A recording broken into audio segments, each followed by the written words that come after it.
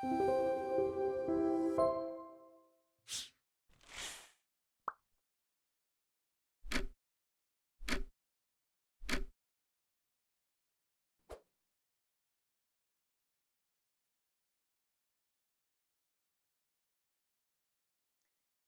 a todos, meu nome é Luana Matias Souto e hoje vamos falar um pouco sobre os remédios constitucionais. Eu selecionei alguns julgados para a gente fazer algumas análises práticas sobre os remédios constitucionais constantes no artigo 5º do texto constitucional, principalmente trazendo algumas problematizações, algumas tendências jurisprudenciais a partir da utilização desses instrumentos que tem por objetivo garantir a efetividade dos direitos constitucionais. Tem, assim por se dizer, uma natureza asseguratória, com o objetivo de assegurar que os direitos estabelecidos no texto constitucional tenham alguma efetividade dentro da realidade prática, que eles sejam defendidos, garantidos e promovidos. Nós vamos começar essa análise a partir do habeas data. O habeas data é um instrumento disposto no artigo 5º da Constituição que visa a proteção do direito à informação. Teremos, então, dentro do texto constitucional, que conceder-se-á habeas data para assegurar o conhecimento de informações relativas à pessoa do impetrante, constantes de registros ou banco de dados de entidades governamentais ou de caráter público, para retificação de dados, quando não se prefira fazê-lo por processo sigiloso, judicial ou administrativo. E por que vamos começar pelo habeas datas? Primeiro, porque esse instrumento ele é inaugurado no texto constitucional de 1988 e existe um motivo bastante interessante para isso. Diante do período de ditadura militar, muitas informações foram recolhidas pelo governo brasileiro contra cidadãos brasileiros e para ter acesso a essas informações, então, estabeleceu-se o instrumento do habeas data, de forma que fosse possível que as pessoas tivessem o conhecimento de informações relativas a si, constantes em registros ou bancos de dados de entidades governamentais ou de caráter público, ou a retificação dessas informações, principalmente porque a maioria dessas informações foram recolhidas pelo governo brasileiro ou por órgãos, entidades públicas, sem autorização dos seus destinatários ou sem um contraditório aí em relação se essas informações eram verídicas ou não. Então, o habeas data ele expressa justamente com esse caráter de memória, verdade e justiça. Para que um habeas data seja impetrado, existem algumas hipóteses de cabimento, para além daquelas dispostas no artigo 5º. A Lei 9.507 de 1997 é a lei responsável por estabelecer o que são os procedimentos do habeas data e vai, além das hipóteses do artigo 5º, também estabelecer outras hipóteses de cabimento no seu artigo 7º. Quais são essas hipóteses de cabimento? Conhecimento de informações, retificação de dados ou anotação ou explicação sobre dados. Para a gente compreender um pouco melhor como funciona o habeas data na prática, a partir de decisões jurisprudenciais, vou trazer alguns julgados justamente para a gente compreender melhor como que acontece esse pleito, esse direito, o exercício desse direito por meio deste remédio constitucional. Para isso eu trouxe então o nosso primeiro julgado. É um agravo de regimento no habeas datas 90 do Distrito Federal, de relatoria da ministra Ellen Grace, e que vai estabelecer o seguinte: agravo regimental, habeas datas, artigo 5º, artigo 7º da Lei 9.507, pedido de vista de processo administrativo, inidoneidade do meio, recurso improvido. O que é então estabelecido a partir desse julgado?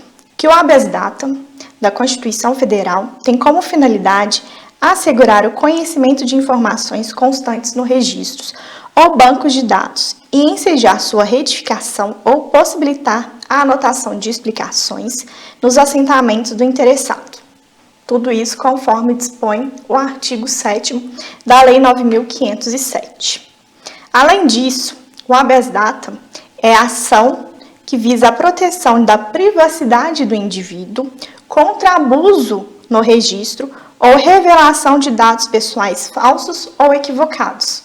E por isso é importante a previsão de mais uma hipótese de cabimento disposta no artigo 7º da Lei 9.507, que é o fato da possibilidade de anotação de explicações, principalmente porque muitas informações, se formos considerar o histórico no qual o habeas data é instituído, foram realizadas, coletadas e arquivadas dentro dos arquivos públicos sem que houvesse uma manifestação dos seus interessados, daqueles que são pertencentes a essas informações, sobre a veracidade ou não. O habeas data não se revela meio idôneo para se obter vista de processo administrativo. Com base nisso, a gente vai compreender que o habeas data não se presta para anotação, retificação ou conhecimento de informações constantes em processo administrativo. Vamos lá, então, ver o que a ministra nos diz sobre essa decisão. A ministra Ellen Grace diz que se trata-se de um agravo regimental interposto contra a decisão monocrática que negou o seguimento ao habeas data impetrado pela empresa contra ato do ministro do Tribunal de Contas da União. Alega que o recorrente, em 2009, o DENIT determinou a paralisação de serviços, de obras de restauração e melhoramento da rodovia, realizados por força do contrato. Em face disso, o impetrante teve o seu nome mencionado no referido acórdão, que por sua vez decorreu de uma representação formalizada perante o Tribunal de Contas. Então, o que aconteceu? O impetrante, ele teve o seu nome mencionado em acórdão, que dizia respeito a uma decisão que era relativa a terceiros. Esse acórdão do qual ele trata, do qual ele questiona e do qual ele deseja obter a vista, é um acórdão no Tribunal de Contas da União, mas que tem informações sobre essa empresa a partir de uma menção que foi feita.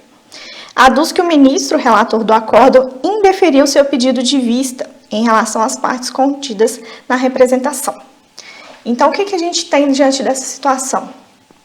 O impetrante teve o seu nome mencionado dentro de um acórdão do Tribunal de Contas da União, do qual ele não era uma parte interessada. Na verdade, ele é um terceiro em face desse acórdão. Ele deseja, então, ter vista desse acórdão, de todos os trâmites dentro desse processo administrativo do TCU, para saber o que de fato foi falado em relação a ele. Quando ele fez o pedido de vista, não sendo uma parte interessada, o ministro do TCU negou esse pedido de vista. Ele ainda argumenta que tem o direito de vista integral dos autos do processo para que possa adotar a medida cabível na defesa de seus interesses. Se formos considerar que o habeas data diz respeito à obtenção de informações sobre si em banco de dados de órgão público, até então o pedido dele possui uma base de fundamentação, ele deseja obter uma informação. Só que a ministra negou então o segmento do habeas data e no presente recurso, o agravante então diz que o habeas data é o remédio apropriado para ver, então, assegurado o seu direito de acesso aos autos no qual tramitou no TCU. Ele requer, assim, então, o provimento do recurso para o segmento ao habeas data ou a conversão desse habeas data em mandado de segurança. Qual é a síntese, então, dos fatos que nós temos? Ele deseja obtenção de informações em procedimento administrativo do TCU. Seu nome teria sido mencionado, dentro desse acórdão e por isso ele, então, formalizou um pedido ao TCU. Então, a gente, inclusive, tem alguns dos elementos necessários para essa ação, que é mostrar a recusa do TCU em dar acesso a essas informações. Então, diante do indeferimento do seu habeas datas no STF, ele agravou da decisão, requerendo então o provimento do seu recurso ou a conversão em mandado de segurança. Então, qual que foi a decisão dada pela ministra, que é importante para que a gente compreenda quais são os limites na aplicação prática do habeas data? Ele não se revela meio idôneo para se obter vista de processo administrativo. Essa já era uma decisão a partir do precedente do habeas data 89, de relatoria do ministro César Peluso. Já existia, então, o entendimento de que o habeas data não se presta para obtenção de vista de processo administrativo. E ela ainda destaca um trecho do precedente do habeas data 89. Na hipótese dos autos, em que a impetrante busca obter informação a seu respeito vinculada em processo administrativo instaurado perante o TCU contra terceira pessoa, não constitui habeas data o remédio constitucional adequado. Com efeito, como forma de concretizar o direito à informação, a Constituição instrumentalizou o habeas data a fim de assegurar o conhecimento de informações relativas à pessoa física ou jurídica, constantes de registros ou bancos de dados. A lei ampliou esse rol, fato que já consideramos, e previu a possibilidade de impetração, ainda que o dado não contenha inexatidão, possa apresentar explicações sobre possíveis pendências, que seria a possibilidade de anotação. Como se pode perceber, é admissível em casos estritos em que se pretenda o conhecimento, a retificação ou a anotação de informação. Há diferenças, e esse que é o ponto central dessa decisão, há diferenças marcantes entre bancos de dados e processo administrativo. Enquanto a informação armazenada em banco de dados tem natureza estática, unitária e indivisível, referindo-se tão somente à pessoa do impetrante, interessando a ele em caráter personalíssimo, o processo administrativo constitui o conjunto ordenado de procedimentos para a solução de uma controvérsia que pode envolver uma ou mais pessoas. Diante desse caso, então, considerou o Supremo Tribunal Federal de que o habeas data não é um instrumento cabível para a vista de processo administrativo. Diante dessa possibilidade, diante da necessidade de efetivar esse direito à informação, em que a gente já considerou, já tem aqui considerado pela jurisprudência a impossibilidade de vista de processo administrativo por meio do habeas data, qual seria então a possibilidade?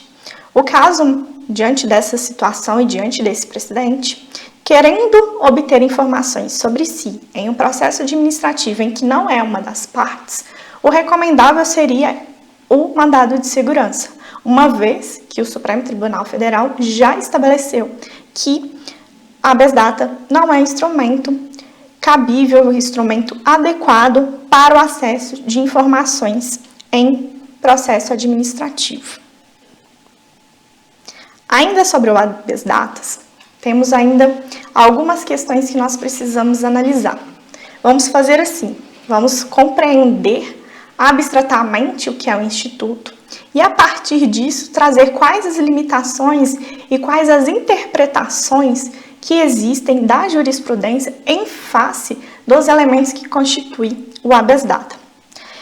Uma outra característica do habeas data é em relação à sua legitimidade ativa, que tem caráter personalíssimo. Isso significa que o habeas data ele só se presta para obter informações que sejam do impetrante.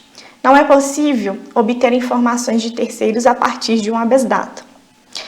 Quanto à sua legitimidade passiva, estabelece, além do que dispõe a Constituição, o artigo 2º da Lei 9.507, que se trata de órgão ou entidade depositária do registro ou banco de dados. Então, em relação à legitimidade ativa e à legitimidade passiva do habeas data, vamos ver algumas decisões. A primeira decisão é um agravo regimental no habeas data 87 do Distrito Federal, de relatoria da ministra Carmen Lúcia. Ele vai nos dizer informações relativas à legitimidade ativa. Qual é a compreensão do STF em face da legitimidade ativa de um habeas data?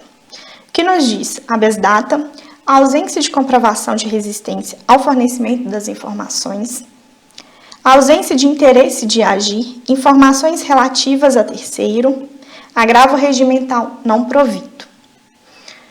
Qual é a situação? Primeiro, além da questão da legitimidade ativa, esse julgado também nos diz um pouco sobre as condições da ação, em relação à necessidade de comprovação de recusa ao fornecimento das informações.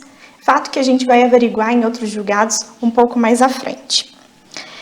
O habeas data, então, não se presta para solicitar informações de terceiros, pois nos termos do artigo 5º da Constituição, sua impetração deve ter por objetivo assegurar o conhecimento de informações relativas à pessoa do impetrante. Quais são os fatos desse julgado?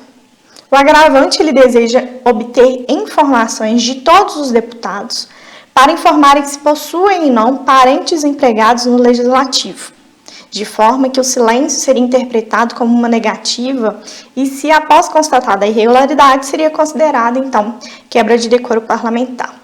Ele deseja obter informação de todos os deputados. São informações de terceiros.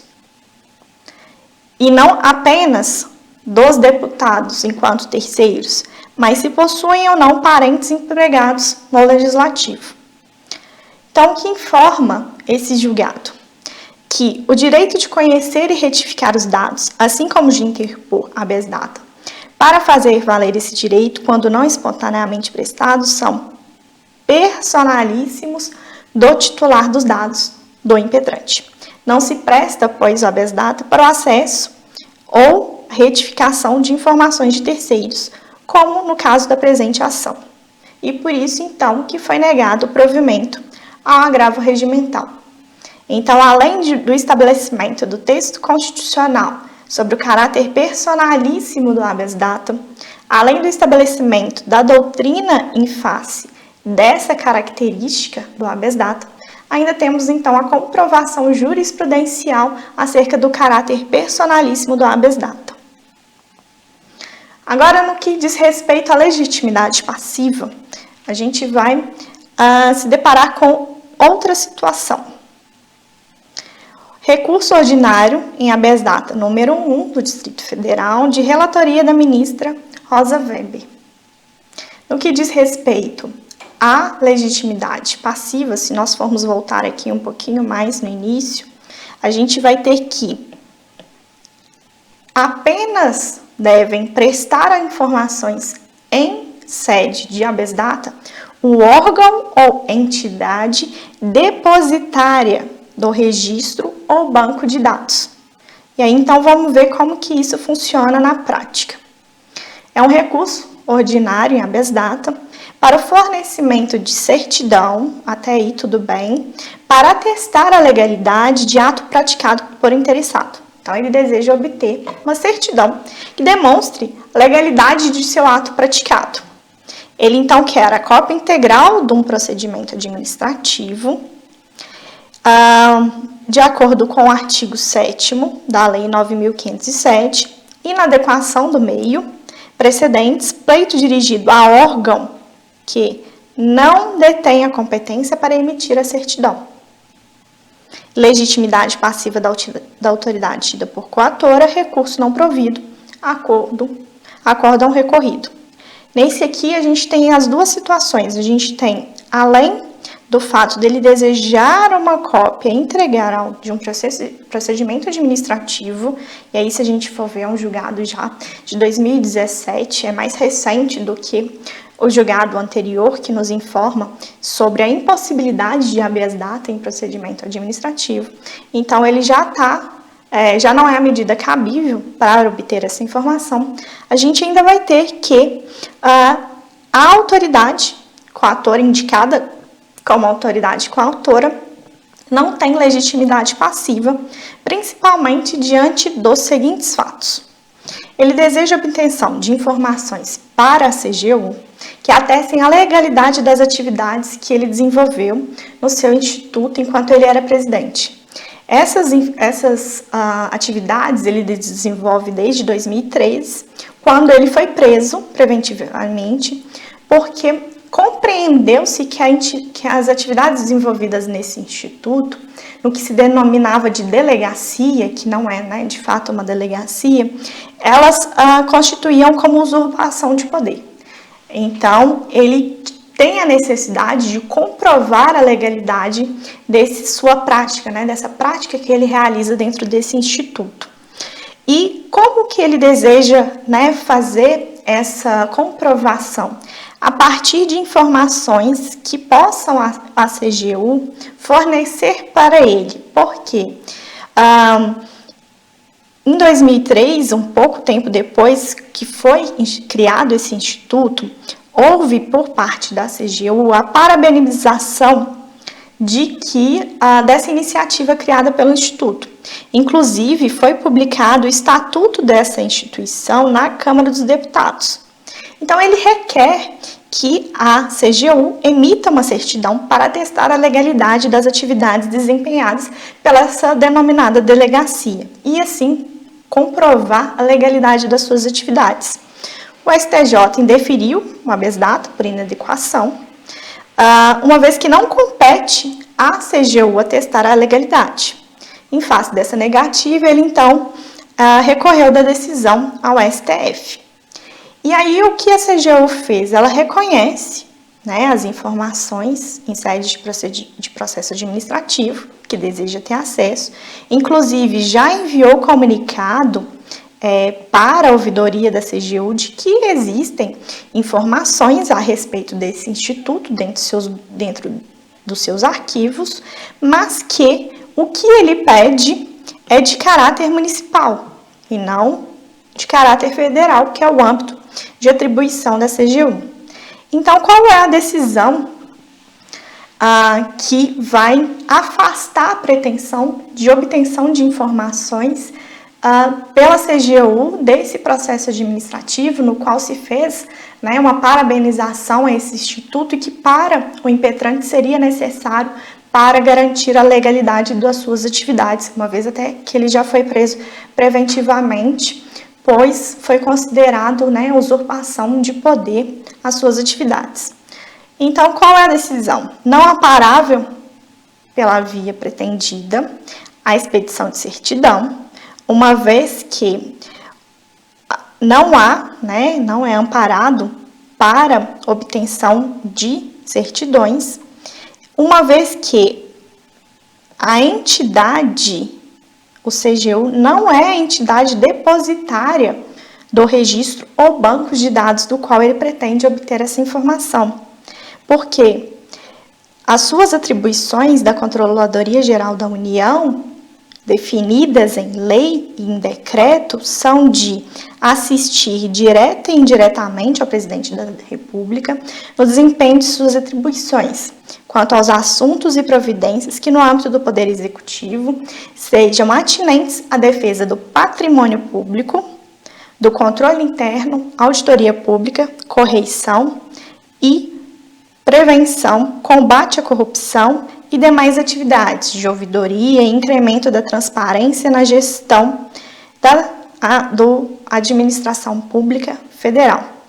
Dessa forma, não é a CGU a depositária de banco de dados ou de informações a que pretende o impetrante e, por isso, então, não seria a entidade coautora, pois o sujeito passivo é quem detém a sua guarda, a guarda do banco de dados das informações. Então, entende-se que a autoridade impetrada, que a recusa, né, da autoridade em expedir essa certidão para testar a legalidade é completamente compreensível diante do fato, principalmente porque o objeto extrapola a esfera de atribuições institucionais da requerida e, por isso, então, há a ilegitimidade passiva da entidade coautora, a CGU, apresentada, pois ela não detém a competência, a atribuição legislativa, né? O decreto, nem a lei que estabelece quais são as atividades da CGU não estabeleceu dentro desse rol aqui do artigo 17 nenhuma hipótese para que a CGU seja uma depositária de banco de dados ou de informações que dizem respeito ao que pleiteia, ao que pretende obter de informações para respaldar o seu argumento de que as atividades são legais, de que as atividades desenvolvidas são legais.